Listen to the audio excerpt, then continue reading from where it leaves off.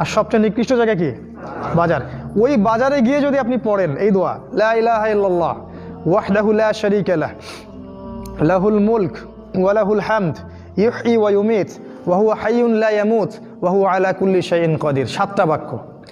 এই দোয়াটা যে পড়বে তার আমলনামায় 10 লক্ষ নেকি লেখা হবে। 10 লক্ষ। এটা সহিহ হাদিস। 10 লক্ষ। একটা হাদিসে এসেছে 1 লক্ষ, আর একটা হাদিসে এসেছে 10 লক্ষ। এত ফজিলতের দোয়া আমার কোনো জায়গায় জানা নাই।